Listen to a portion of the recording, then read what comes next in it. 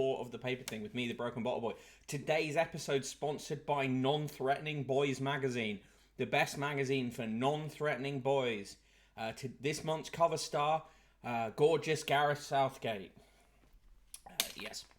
Thank you for joining me on the show. Today is a 4-paper show. I have failed to collect the papers from the table, so I'm now going to collect them or have them brought to me by person in the room. My glamorous assistant. Thank you. Thank you. Goodbye. Excellent. Okay, cool. Now, I should really share the link to this in the Discord so that more people know that it's happening.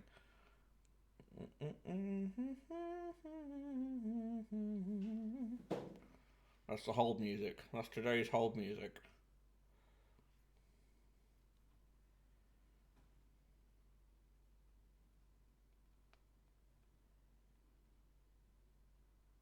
Okay, done. So now, go. Hey, it's Lincoln Meyer. Thank you for subscribing again. And for subscribing for 5 months in total. Very much appreciated. Hope you're doing well. Yes. Hello from the train to you, Yu-Gi-Oh! How's it going? Good to see you. Yes, as I was mentioning, today's stream is officially sponsored by Non-Threatening Boys magazine. And we're going to be looking at 4 papers. It's The Sun, The Guardian, The Times, and, of course, the cursed Daily Mail.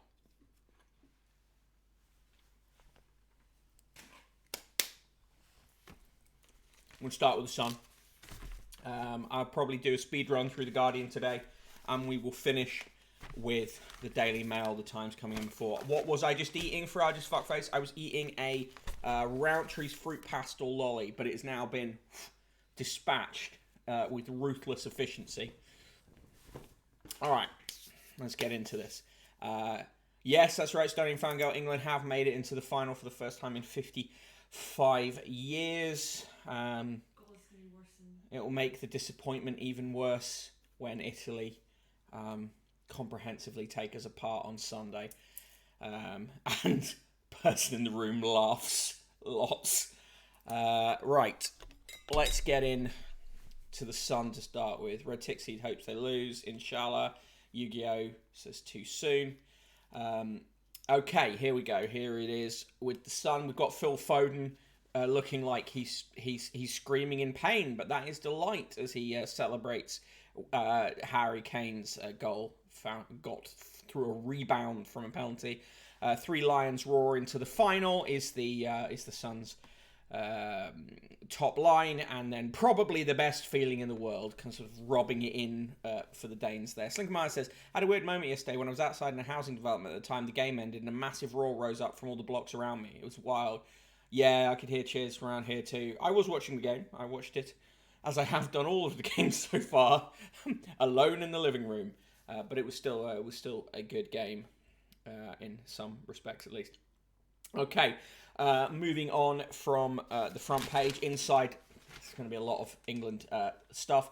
Let's go Viking mental is the headline inside. At last, England in first final since 1996. Apparently 34 million people watched the game last night. Another double page spread.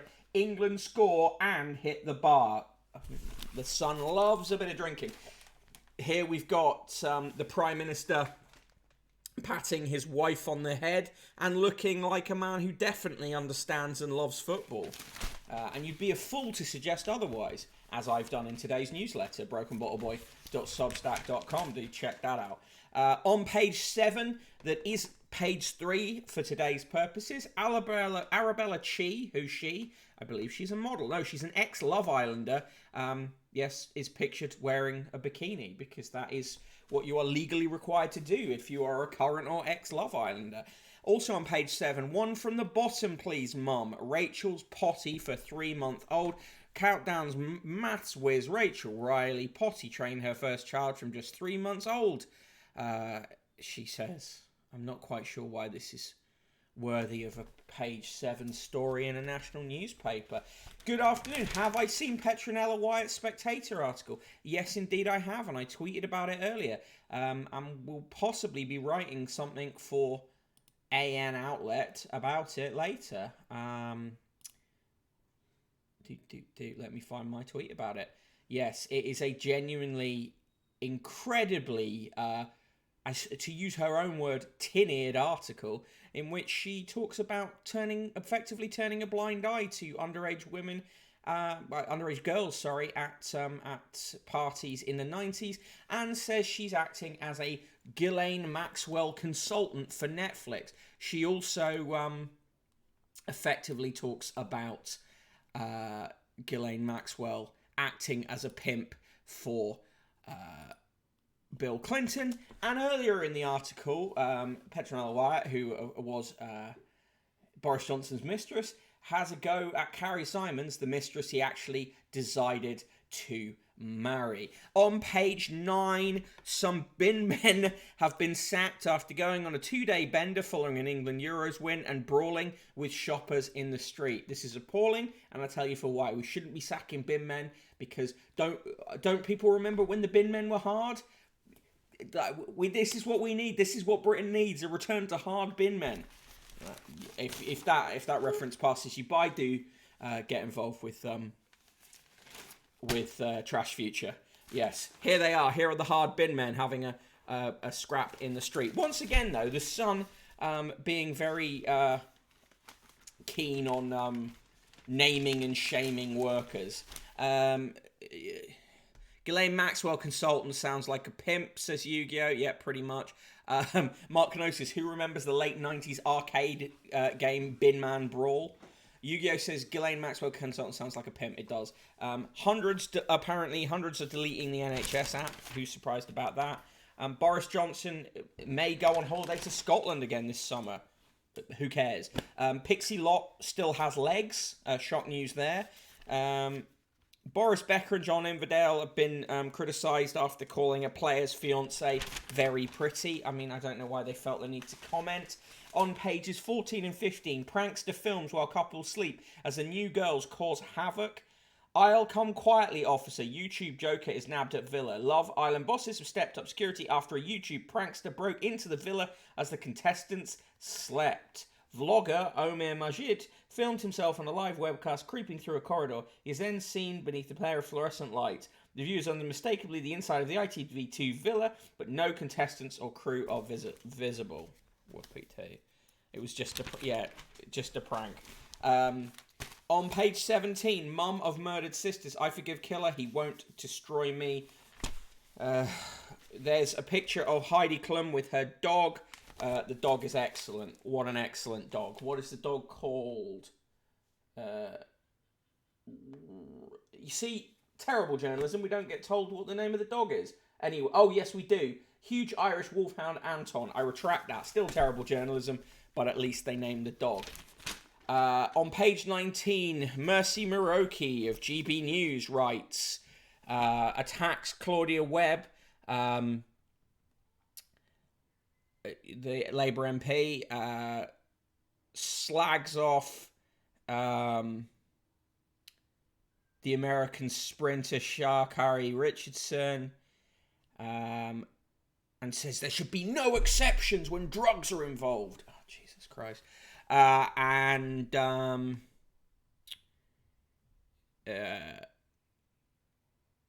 She writes some horrible stuff about abortion. So yeah, there you go. On page 20, Haiti president shot dead by assassins. The suggestion is that these were hired mercenaries. Hired guns for hire, hired mercenaries. Who claimed that they were DEA operatives. I mean, could have been DEA operatives, frankly. But were English and Spanish speaking and carried out the killing. Armed men in black were seen sprinting near the palace. Farage's fuckface, we are not going to be discussing GB News. It was a mere reference to the fact that she is a GB News presenter, if presenter is the right word. On page 21, a redhead who hunted for a hubby on a US reality show is one of the stars of the new series of The Apprentice. Amy Ansell, 47, was on The Bachelor in 2002. She's now joined the new series of The Apprentice.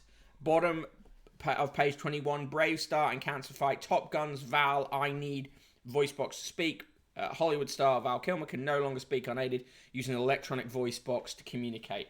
Typically, hysterical and unpleasant coverage from the son of this ill health. Farage is fuckface. They should add a new level to latest Hitman where you do the Haiti hit. In Simon Boyle's Bazaar, both a name of a column and a description of his byline picture. Katy Perry wore a dress. Lottie Moss wore a bikini. Olivia Rodrigo's got has a #1 single for Driver's License. And Peter Andre has re-released Mysterious Girl. Laura Hampson's built up a twin selection of photos of her and daughter Darlene, the fashion expert, dresses her 13-year-old tot in outfits to match her own. Okay, whoopee-doo. Here's a nice picture of an orangutan. They give it the headline, Cling of the Swingers. Orangutan mum Emma cuddles her new baby after her incredibly special zoo birth was announced. Sumatran ape is one of the world's most threatened large mammals due to habitat loss. Chester Zoo is yet to find out his gender, but primate keeper Claire Parry said Emma has already formed a really close bond. Nice. Grand Jackie Smith admires her prized collection of barbed wire. Jackie's in the 70s, has more than 2 decades collecting the old ranch fencing from the US. The retired English teacher has decorated her hallway with 90 examples, some before the American Civil War. She also has a toilet seat with barbed wire set inside it and loo roll with barbed wire printed on it. That will be a story that was sent into them by one of those weird story agencies. Hey, Chronotherm, how you doing? Yes, Mark, today's stream is sponsored by Non-Threatening Boys magazine. Unfortunately, there are also the Prime Minister and Priti Patel are in the frame as well. Beck of the Net, Vardy claims Wagatha court advantage over Colleen. Rebecca Vardy has sealed a victory over Colleen Rooney in the Wagatha Christie row, claimed The Sun. A judge struck out parts of Colleen's libel defence in a ruling delivered at London's High Court yesterday. Yeah, interesting this, because The Sun reports it that way, but the other way you can report it is there's been a lot of stuff in the evidence about her, Rebecca Vardy's relationship to Sun journalists, something that The Sun doesn't mention in their story. Curious that, isn't it? Right, oh dear. The Sun is getting horny on Maine again. Ulrika Johnson writes, our writer on getting hot in bed again after lockdown drought. I fired up my sexual engine, now I'll do yours. And I'm alright, thank you, Ulrika. And then they recommend various dating apps, Bumble, Happen, Profoundly, Silver Singles, and Curtain. In TV biz, Naked Attraction meets first dates in a new racy new show. It's a Naked Attraction spin-off called Naked Attraction Hotel. Sexual engine, I know. Imagine that. Mark notices barbed wire toilet seats and toilet roll, which they sold at the gadget shop in the late 90s. Yeah, and still do sell in those kind of crap shops. In Fab Daily, I've had a Marg over. Okay, they got a writer, Josie Griffith, one of their writers, Josie Griffith, and dressed her up like Margot Robbie for some reason. Chronicum, do we know Ulrika's opinions on Southgate? She's got previous for England managers. Not that I'm aware of. I'm sick and Bill Cosby is free. I don't think I'll ever get over it, says 80s supermodel Janice Dickinson. Fair enough, really. Shame she's done it in the Sun.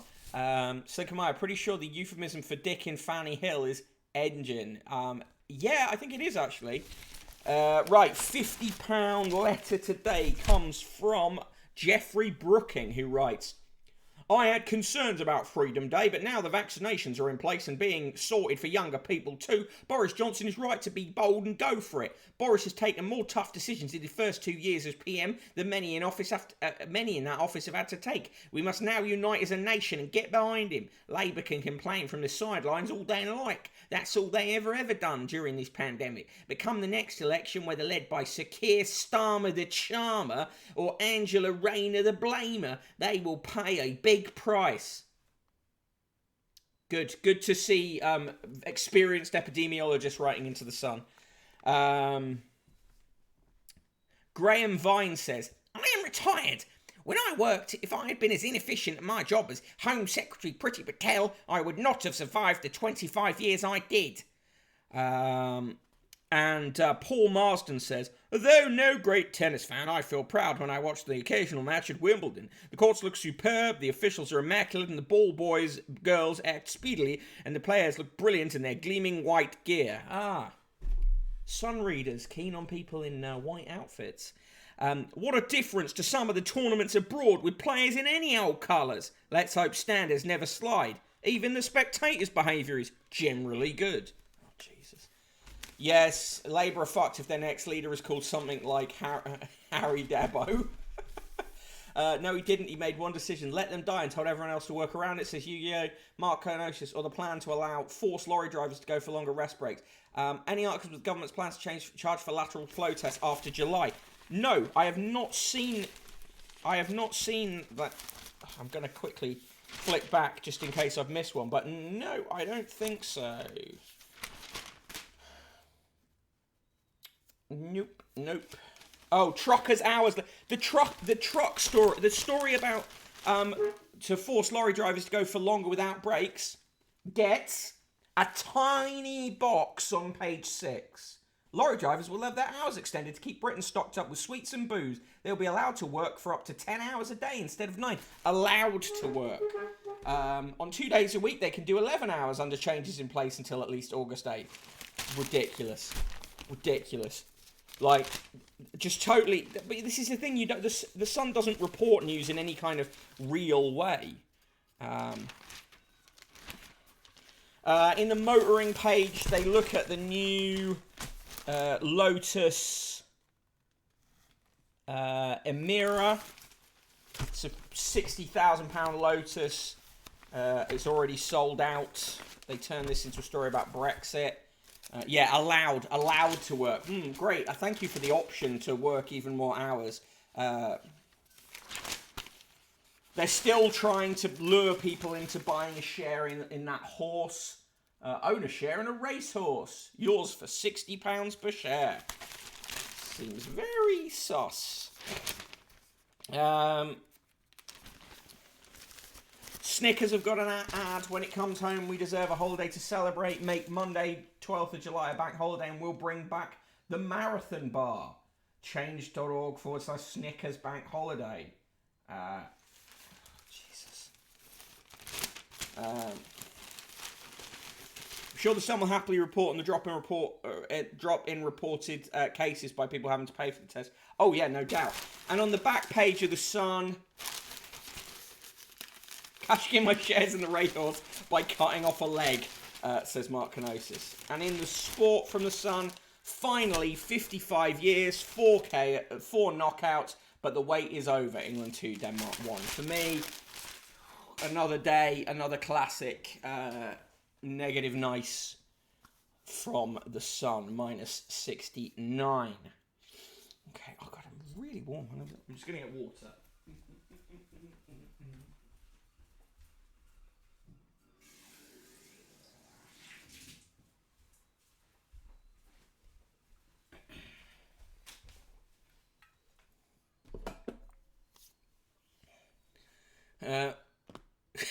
Slinkrider says Mark Kanosis sounds like a shit Godfather. -69 for the endangered orangutan. Gender reveals that wipe out the existing population.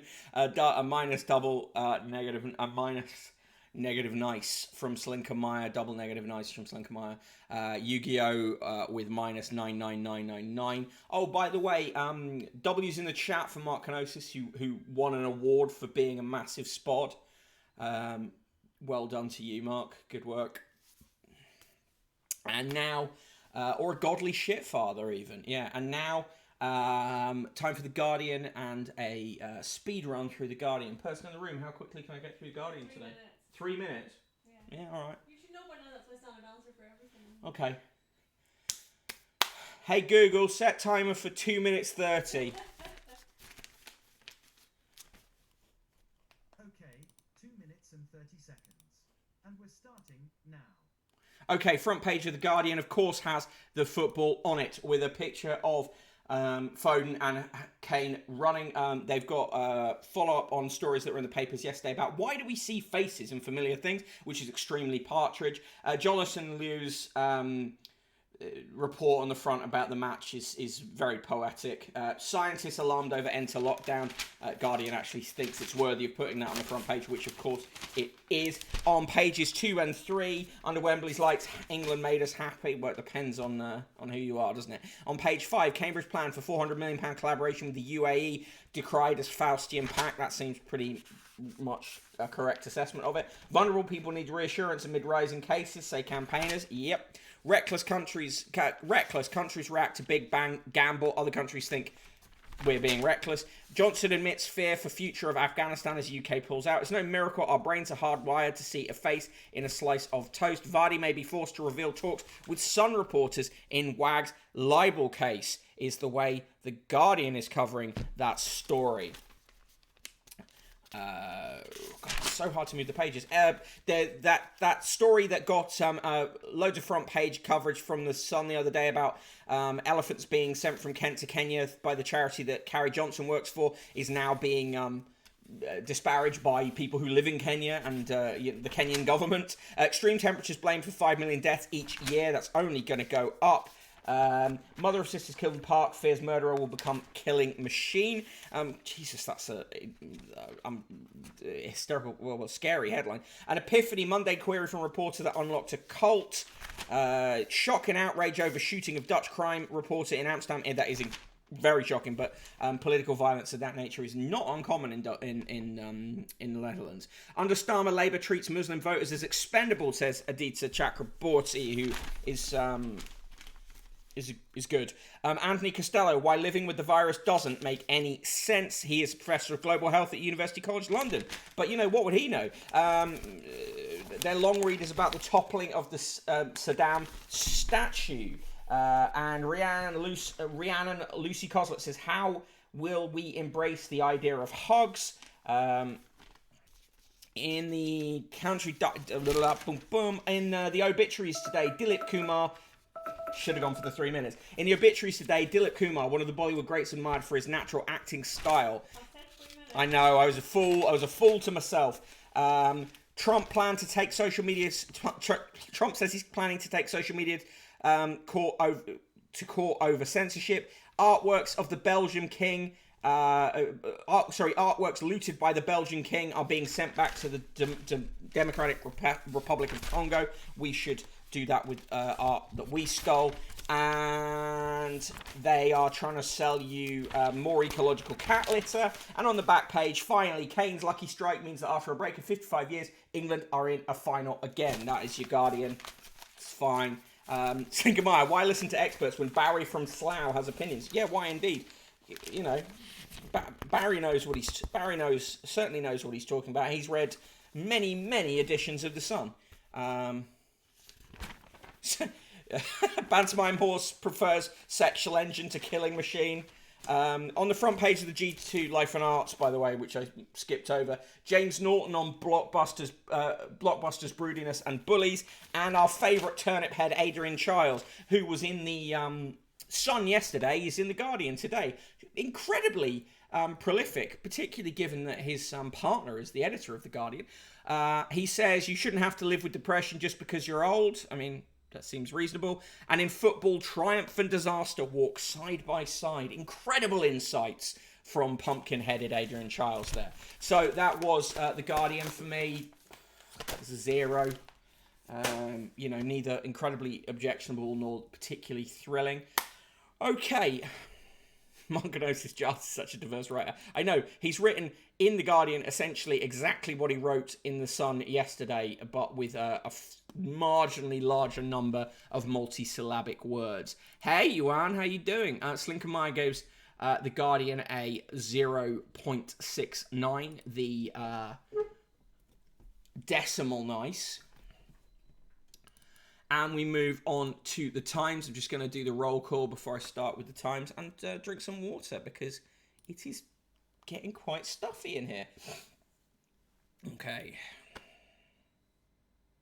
I'm the Broken Bottle Boy. You can follow me on Twitter at Broken Bottle Boy or on TikTok at Useless Conquest. Also, check out the newsletter. Today's newsletter is about how the newspapers will find a way to make Boris responsible for England's successes. That is brokenbottleboy.substack.com. Brokenbottleboy.substack.com. But I will drop the link at the end of the show. In the chat is SK the Crusader, who is streaming tonight. So do get involved with that. I believe from 6:30. I'm sure he will remind you. Also joining us today, Aiton, Commander Root, Yu-Gi-Oh! Everybody Loves Raymondo, Farage's Fucked Face, Chronotherm, Lady Baskers, Mark Kenosis, Pantomime Horse, Red Tick Seed, Ring Shifter, Slinkermeyer, Studying Fangirl, Yuan is around, there's a few others too. SK is on the stream from tonight from 6. Do get involved with that. Yu-Gi-Oh! Says Charles is secretly a philosopher prince. Secretly is the operative word there. Okay, so we move on to the Times, front page of the Times. England make history, pretty standard, but as you can see from the amount of pink in that main story, a lot of larding on of tabloidisms and poetic license in what is, you know, should really be a fairly straight match report. Elsewhere on that front page, Institute of Fiscal Studies says unemployment, debt and earnings have not significantly worsened as a result of the COVID pandemic.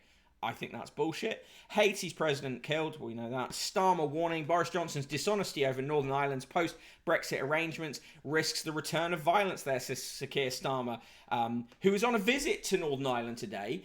Incredibly well timed on the day after an England game. The likelihood, so he's going to get very little coverage. It's almost like he wants not to be covered. Maybe that may be a more effective strategy for him. Hackers have targeted the US again. 2 cyber attacks in a week. Of course, they're blaming them on Russian hackers.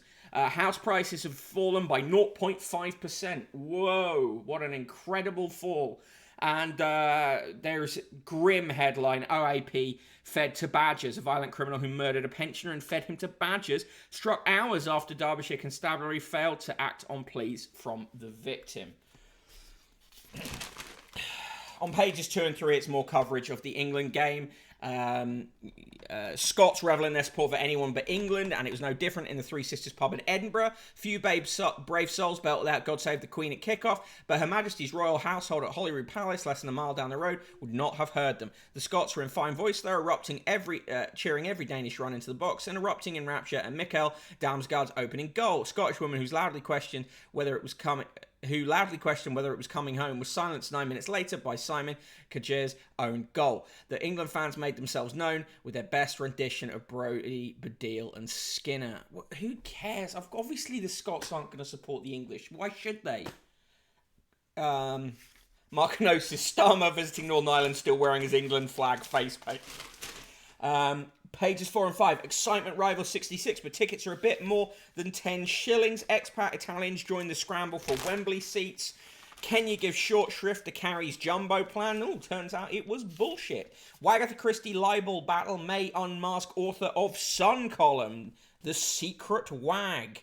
Again, something that the Times' stablemate, The Sun, failed to mention in their own story. It's almost as if their reporting is always very partial, especially when it touches on areas where they could be caught out. Vaccination rates plummet as the young hesitate over jabs. I don't actually think that's an accurate assessment of why. Zachary Foster 5 is pictured with 60 fiberglass bears, which are going to be placed around Sheffield from tonight in a sculpture trail to fund a children's cancer ward. Those are cool looking bears. Scots, Welsh, Irish, not going to support England. Yeah, well, I live with an Irish woman. She doesn't support England. And that's fair enough. What do you say? Correct, yeah. And that is fair enough. It's enough that she tolerates me sitting in the living room watching the game. Sure applies too. Well, yeah, in a way. Normal life slips away as Sydney extends lockdown, is the way Bernard Lagan reports on the Australian situation. Struck off GP, falsely accused dead cancer patient's son of racism. Again, notice that these stories, while this story is not untrue, it is focused, the Times loves to focus on any possible story where a non-white person can be found to be at fault.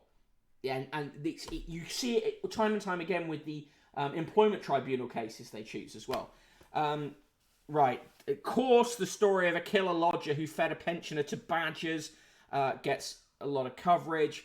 And the mother of 2 sisters stabbed to death by a teenage Satanist fears he will become even more radicalized in jail. Likely. Very likely. On page 17, Anglo-Saxon scribblers made their mark on the Exeter book. Light has been shed on an English treasure as digital work on a 1,000-year-old book has shown that Anglo-Saxons doodled in the margins. The Exeter book contains the majority of all surviving Old English poetry, but its origins were a mystery. High resolution technology has allowed academics to study the doodles made with a fine nib but no ink. The drawings are almost invisible to the naked eye, but it's believed they were more visible when the book was new. Experts at Exeter Cathedral and Exeter University's Digital Humanities Lab have collaborated to create a website that shows high-resolution images of the book's more than 130 pages. The images have allowed professors to confirm that the drawings are made soon after the book was produced in a workshop. Style of the drawings and the clothes worn show that they were Anglo-Saxon, disproving assumptions that they were made years later. James Clark, professor at the university, said the doodles have become like etchings. Grease and discoloration have made them hard to see, he said. Clark said that before the book arrived in Exeter 1,000 years ago, it was passed from reader to reader, some of whom added to the drawings. It is noticeable how some of the figures are drawn more formally than others, he said. The Exeter book was made between 960 and 980 in southwest England before it was acquired in the 11th century by Exeter Cathedral. It contains more than 30 poems and almost 100 riddles. They've outlined in red some of the doodles there, which is pretty cool. Girls win right to wear trousers at school after celebrities sign a petition. Girls at a single-sex school in Merseyside will be able to wear trousers after a petition was signed by thousands of people, including politicians and celebrities. Annie Mac, the Radio 1 DJ, and Caitlin Moran, the author and Times columnist, also championed the Change.org petition started by pupils, which received almost 14,000 signatures. Other people who signed it, Gary Lineker and Olympic cyclist Chris Boardman. Lineker tweeted in March, "Why would anyone object to this ever? Let them wear trousers, for crying out loud." It is bizarre, really, when schools... It should just be a standard rule. If you want to wear trousers, you can wear trousers. Chronotherm, drawing a strawberry that looks like a penis next to an ancient poem. I love a callback. If you don't know what that's about, check out yesterday's show, which is on VOD here and also up on YouTube. But Dominic Sambrook has written the first two in a series of history books for primary school children called Adventures in Time. I expect them to be as shit as his adult books. The chief consultant was his 8-year-old son Arthur, whom he asked to read each section and say when he didn't understand. This started badly from the first page of his book on the Second World War, where Sambrook had written about a young Hitler having a dog in the trenches on the Western Front. Is he going to be the hero, Arthur asked. His father explained that no, Hitler was actually the villain. Well, he can't have a dog then, Arthur said. The dog was deleted. Next, Arthur had a question on the Wall Street crash. What's the economy, he asked? Not an easy thing to paraphrase, his father admits. At least Sambrook is generous with his credit. The acknowledgements say that Arthur and a pal read the first draft, adding, "So many mistakes are definitely their fault." Classic Sambrook move there. Unable to describe history well to his own son, he just deletes a bit of it. Studying fangirl, I was about to express my disbelief and then remember that at my school, teachers would send girls home if they didn't have skirts that were long enough. Trousers weren't even on the table. History by kids, for kids. Pantomime holes. Real historians delete dogs if they don't fit the narrative. Yeah. Britain's chief Brexit negotiator was lobbied by a former Russian arms company executive at a key point in trade talks, newly disclosed letters reveal. You would think this would be a bigger story, but no, it's hidden on page 18. Alexander Temerko was trying to promote his 1.2 billion energy project and win assurances that the UK's departure from the EU would not hinder the viability of the plan. The Ukrainian-born conservative donor is the co-owner of Aquind, which proposes to connect the British and French power grids using an undersea cable. The letters released under Freedom of Information laws reveal the extent of Temerko's lobbying, targeting 3 other ministers as well as Lord Frost, the chief Brexit negotiator. Why would that be a big story? Why would we bother putting that further up in the paper? Oh no, just stick that in on page 18. Apparently a big problem with modern cars is a lot of them won't fit in garages built decades ago. Military satellites are going to track rogue ghost ships, apparently. Vessels that turn into ghost ships by switching off their signals so they cannot be tracked as they commit nefarious acts in the high seas will be located using radar from military satellites under government plans. Yeah, she reckon. Colour Revolution is coming, says cancelled Mumford star. Jesus Christ. Mumford & Sons banjo player who quit the band following social media storm. Oh, fuck off. Winston Marshall left the blah, blah, blah.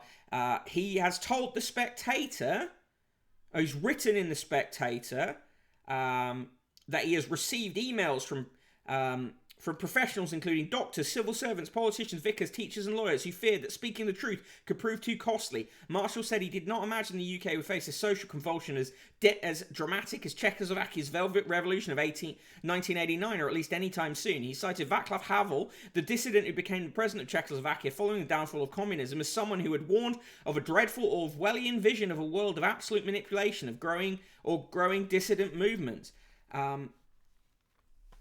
Yeah, because being told you're a dickhead for recommending a shit book is the same as having to live under terrible oppression. Exactly the same.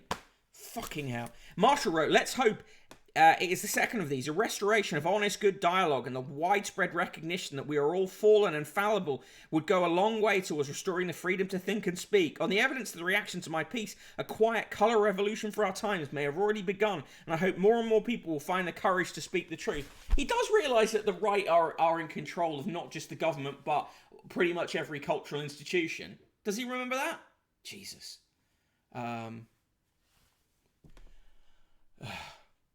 Pantomime Horse, Chinny Reckon, not seen one of those for a while. I'm bringing it back. Yes, we do. Yes, that's true. We don't have as unbelievably high import taxes as Israel. Devon and Cornwall police have got themselves a Lotus Evora GT410 for road safety events. Yeah. Mark Kenosis says the Mumford & Sons guy is definitely at the vanguard of a colour revolution funded by the CIA. On page 23, FBI duped into helping Sheikh C's daughter in yacht raid. Well, the FBI is never duped, apart from almost all the time. Hospital readmits nude statue turned away 50 years ago. A nude statue of a pregnant woman that was removed from a hospital almost 50 years ago after being deemed inappropriate is to be reinstalled. It was placed outside the maternity ward at the University Hospital of North Tees in Stockton in 1974 for a matron launched a petition against it. Eddie Hawking, 95, former lecturer at Middlesbrough College of Art, created the piece in the 1950s, modelled on his wife Audrey, now 92. Daniel Cochran, a researcher for Middlesbrough, tracked down the work after being sent a photograph as part of his arts project. He found that Hawkins still had the statue, and the piece has been returned to pride of place. It's a really amazing sculpture. Yeah, it's a really lovely bit of sculpture, and it's a shame that it was hidden away for so many years. David Aronovich says the war on people smugglers is doomed to fail. It's the usual crazy lib stuff. James Marriott says it's deeply British to question our patriotism. A tradition of tolerating dissent is a sign of national strength rather than something to fret over. Tolerating dissent. You give yourself away every time, James. You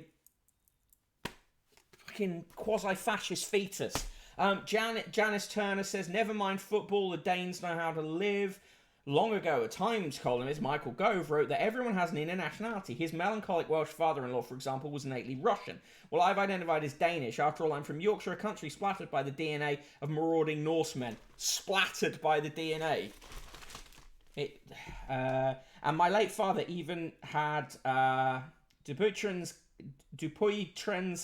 contracture of the hands, known as the Viking disease. So I'm writing for the Euro semi-final. I'm secretly sanguine about the result. Either England wins, or it's a nation of functional yet stylish furniture, cool light fittings, superb coffee, a chilled yet feminist approach to sex and nudity, gender parity in housework and politics, and a healthy, non-commercialised hedonism.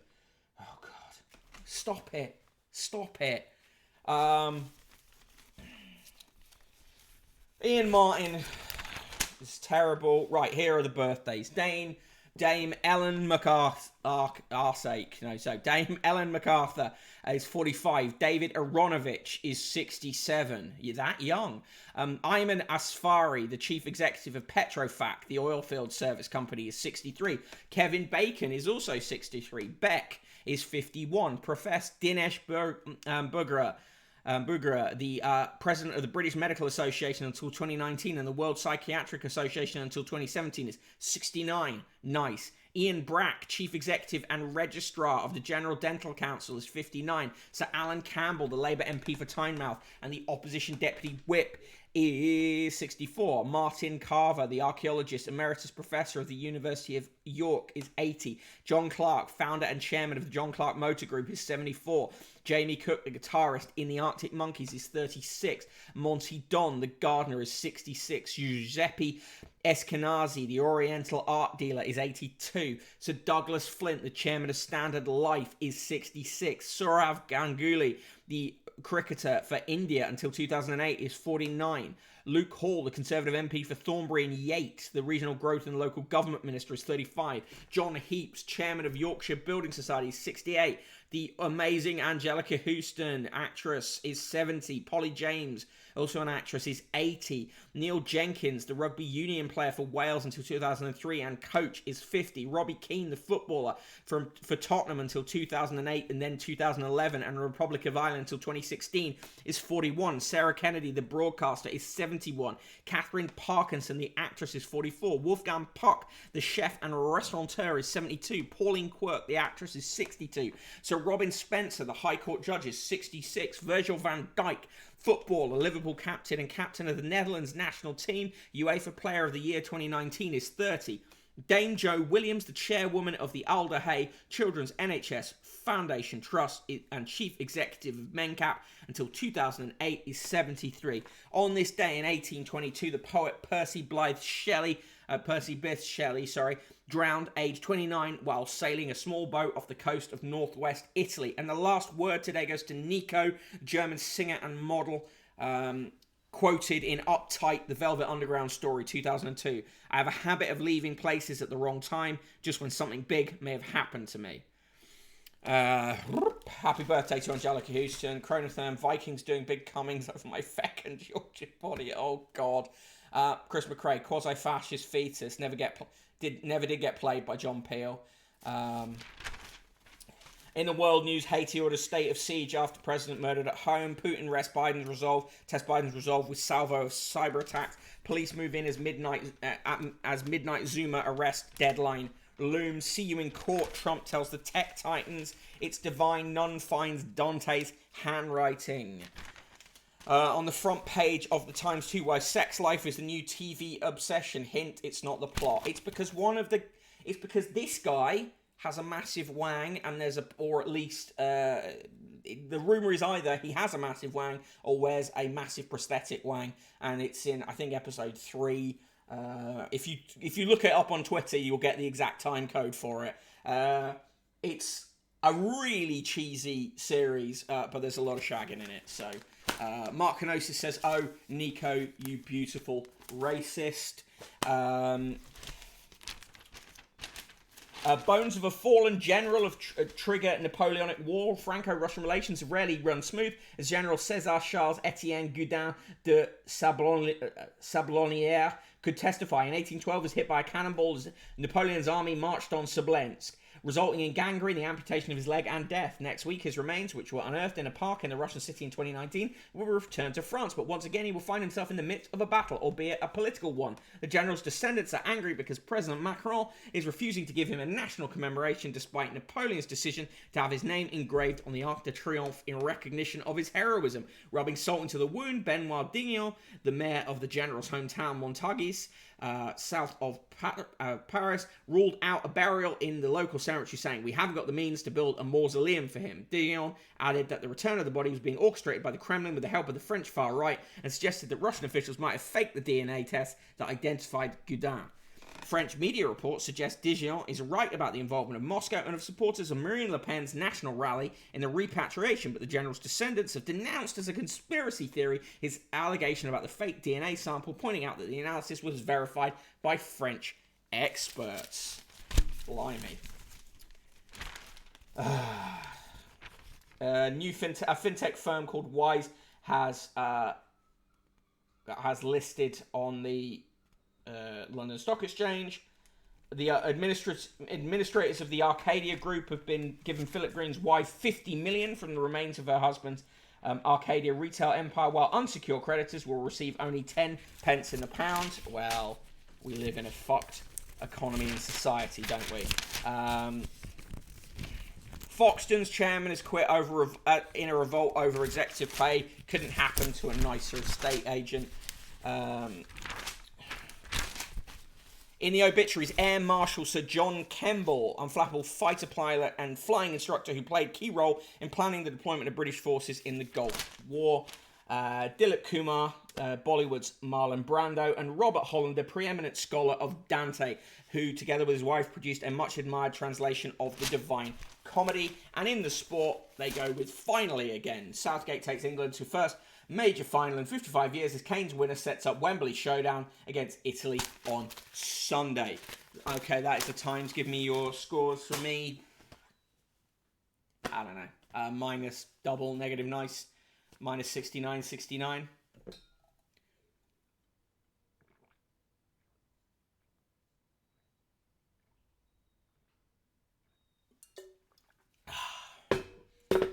All right. Now, yes, give me your scores for the times, and we shall move on to the Daily Mail. Yuan gives it one of his classic 4 fish is. Pantomime Horse gives it splattered out of 10. Slinkermeyer goes in with a classic negative nice.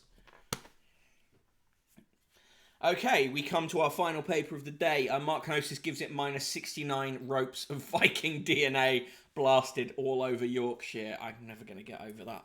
Right, front page of the Daily Mail. Euro sensation. Can you believe it? Yes, we can. Yuan, these papers never stop being fishy. That is true. Pages 2 and 3, various pictures of people celebrating, including this highly unconvincing celebration by Boris Johnson. On pages 4 and 5, Robert Hardman, the Daily Mail columnist, reports on his experience at Wembley. Now, enjoy this. Here is Robert Hardman's byline picture. See that? There we go. And here is what Robert Hardman actually looks like. Tough paper round.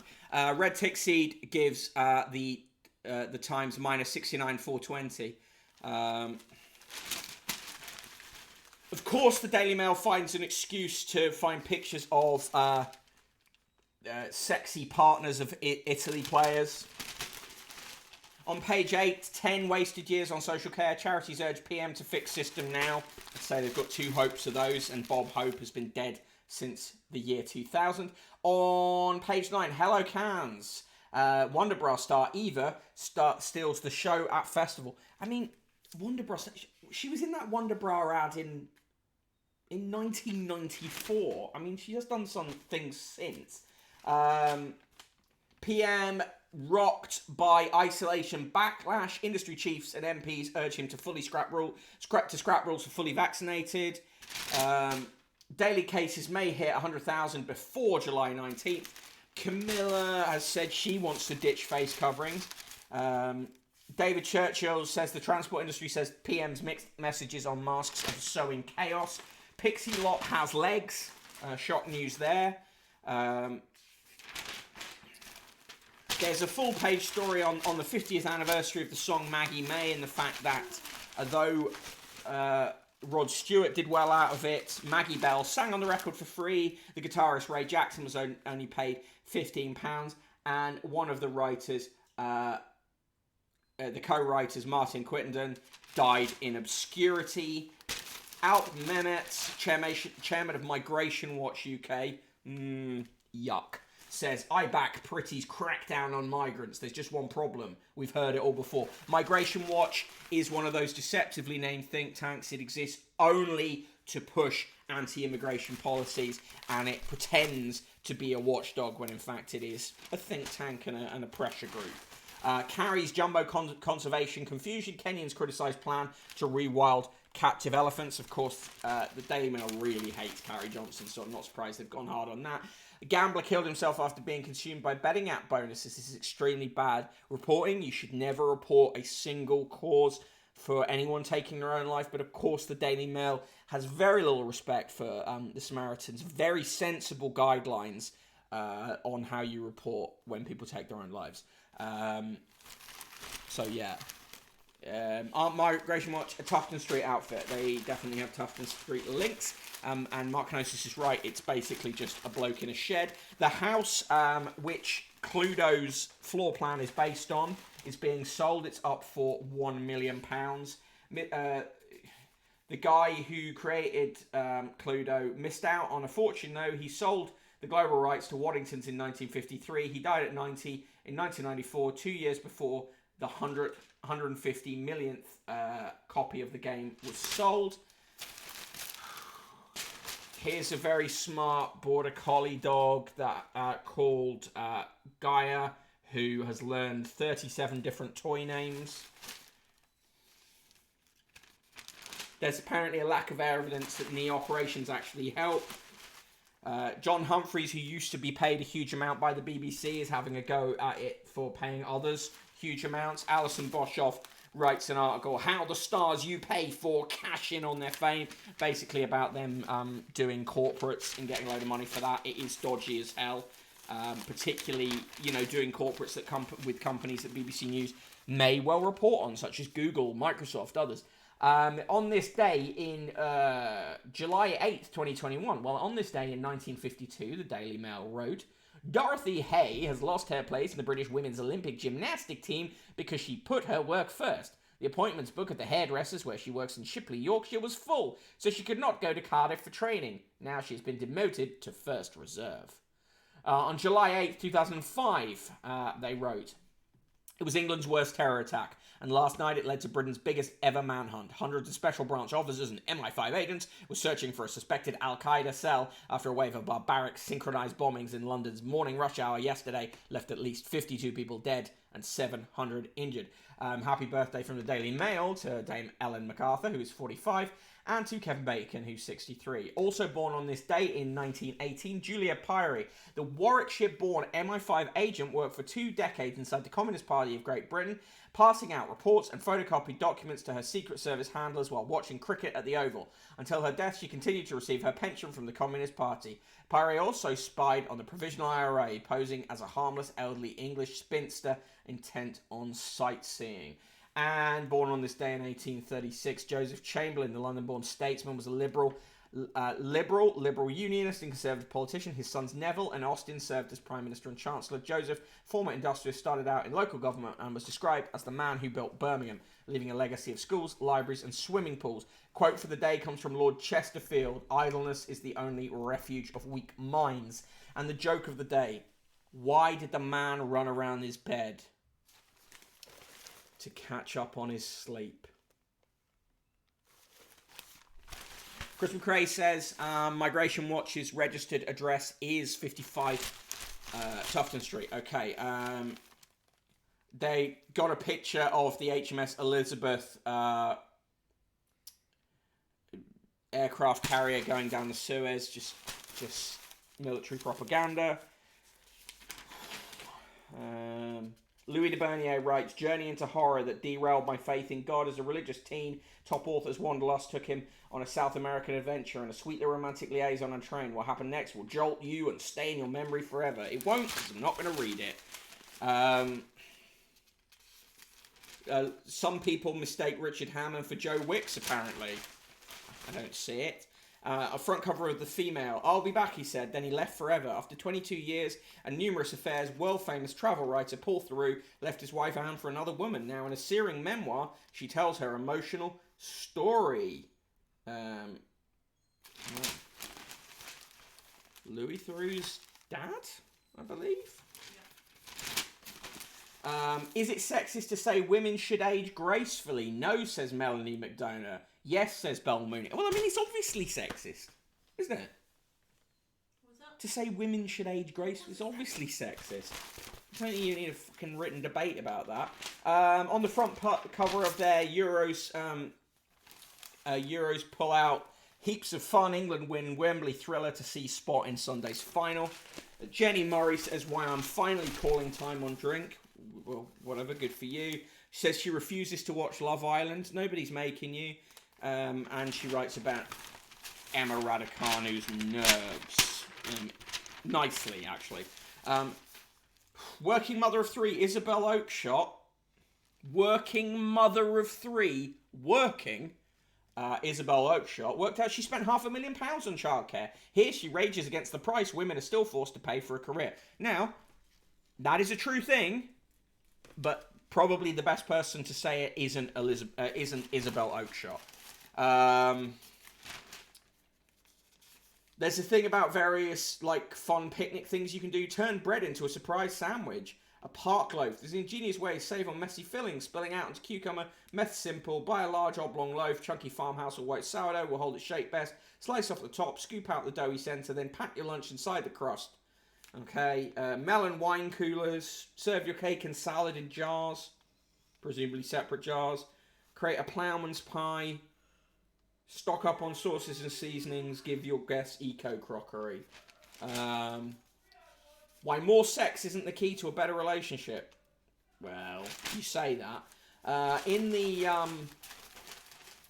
blind date, Sarah, 35, went on a date with Romain, 31. Sarah gave him 10 out of 10. Romain gave her 10 out of 10. They both wanted to see again. They fancied each other a lot.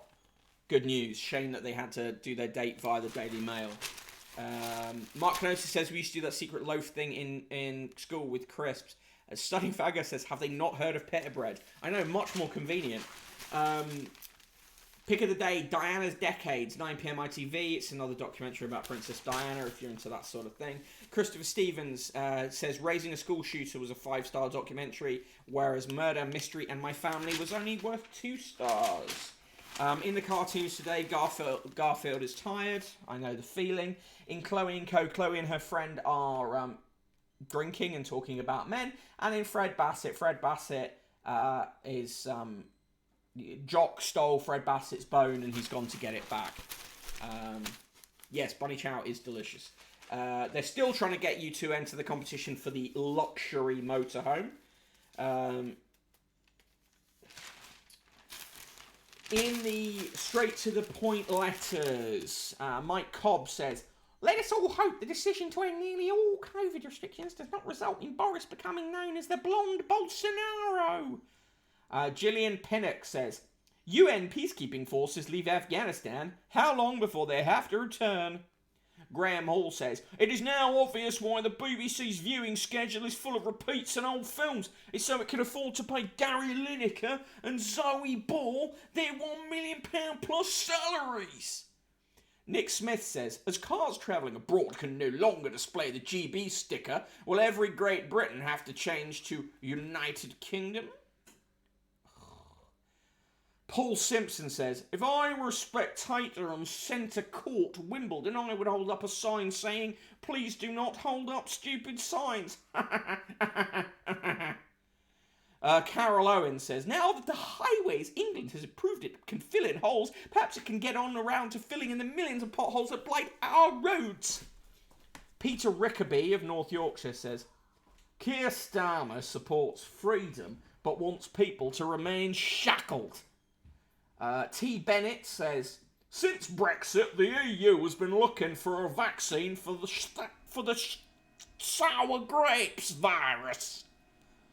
And Sandra Parsons says, I think face masks are wonderful. So much cheaper than plastic surgery. And that was the letters. These fucking people.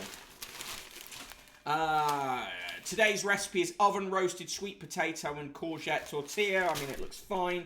Still trying to get you to go on various cruises. Selling a robot lawnmower. Coins. Alert. Alert. Coins.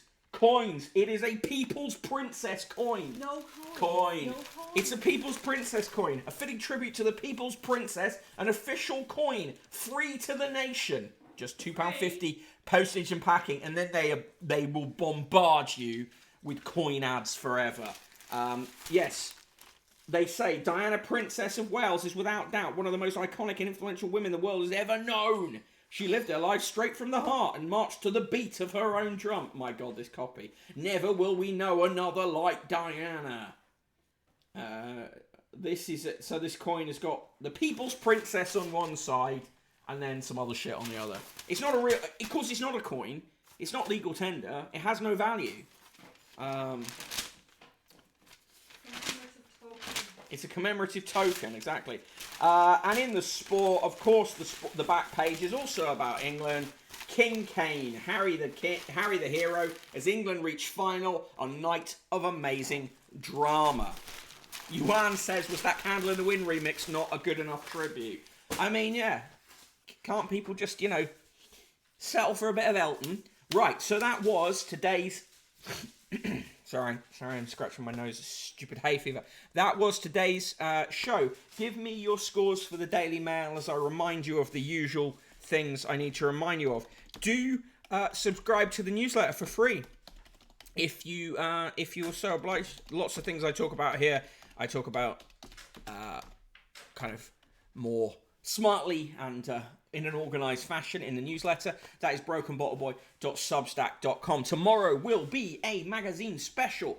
I have promised it for a while, and now it's time for another magazine special. So if you want to have some say in what magazine we choose, or you just want to support the show, feel free to drop some coins into the newspaper fund, Conquest of the Useless. PayPal.me/Conquest of the Useless. Mark Kenosis rates the Daily Mail minus 69 hollowed out lows. And finally, do join the Discord if you are not yet a member. Lots of people on there, lots of good stuff gets talked about, and I appreciate people hanging out there. So, yeah, hit that link and you'll get it. Remember, tonight at 6 o'clock, SK the Crusader is streaming, so do get over there and watch that. You know, and if you're not following him here, follow him so that you get an alert, so you know that he's streaming. Chris McRae gives the Mail minus 31,081,997 purely for the Diana coin. Yuan in with his classic 4 fishes for that. I appreciate the Ged coins in the chat and the Golden Tonti. Slinkermeyer goes in for a quadruple negative nice for the Daily Mail. And time for the final roll call. I've been the Broken Bottle Boy. Follow me on Twitter at Broken Bottle Boy. SK the Crusader streaming tonight at 6. Do watch that. Ash Flaps McNulty was here. Aiton, Chris McRae, Clara Bow 82, Commander Root, Comrade Two-Face, Everybody Loves Raymondo, Farage's Fucked Face, Frugilus, Chronotherm, Letty Baskers, Mark Kenosis, Morin Skell, Miss Lenity, Pantomime Horse, Red Tick Seed, Ring Shifter, Ronnie Rosenthal, Slinkermeyer. Do check her out on Instagram, as we were talking about nude art today. There's some excellent photography from her. Streamers Discord server is here. Studying Fangirl, TomToms, V&K, and Virgo Pros have been in the chat today. Oh, also Yuan and Zippish have it. Zippis have it. There we go.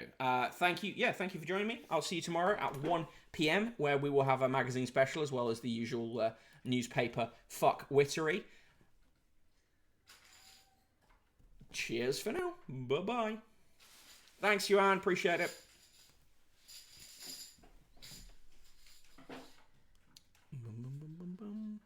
Cheers, Morin. Thanks, Linker. Cheers, Chris. See you all tomorrow. Thanks, Ash Flaps. Bye-bye.